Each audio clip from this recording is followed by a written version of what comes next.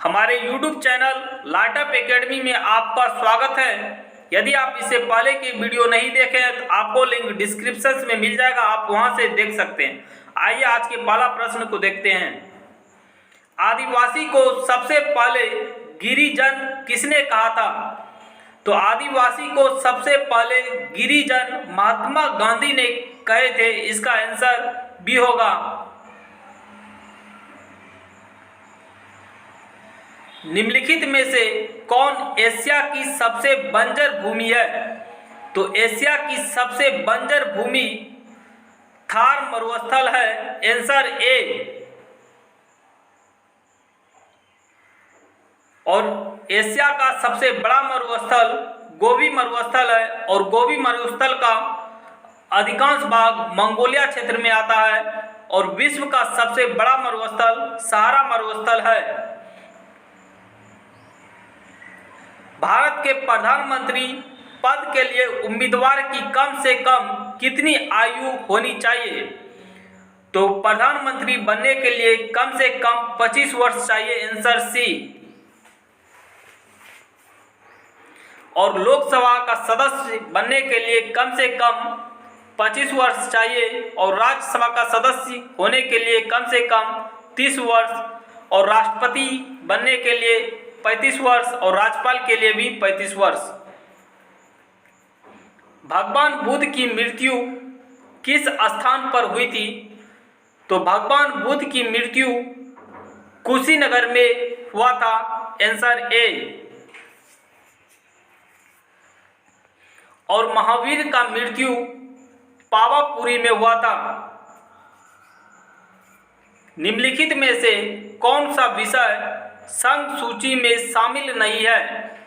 तो railway, banking, बंदरगाह ये तीनों संघ सूची में आता है। और कृषि राज्य सूची में आता है। इसका आंसर डी होगा। यहूदी मेनुहिन का संबंध किस वाद्य यंत्र से है? तो यहूदी मेनुहिन का संबंध वायलिन से है। Answer A. निम्न में से कौन काकोरी षड्यंत्र केस से संबंधित है? तो काकोरी षड्यंत्र केस से इनमें से अशफाक उल्लाह खां का संबंध है। Answer B. और काकोरी षड्यंत्र केस 9 अगस्त 1925 को हुआ था। और काकोरी षड्यंत्र केस से संबंधित प्रमुख नेता रामप्रसाद बिस्मिल, राजेंद्र नाथ लाहिड़ी, रोशन सिंह, अशफाक उल्लाह खां को फांसी दी गई थी। लोकसभा में कोरम प्रस्तुत के लिए कम से कम कितने सदस्य की जरूरत होती है? तो लोकसभा में कोरम पूर्ति के लिए कम से कम कुल सदस्यों का 1/10 भाग होना जरूरी होता है। Answer D. चेचक के टीके की खोज किसने की थी? तो चेचक के टीके का खोज एडवर्ड जेनर ने किया था। Answer A.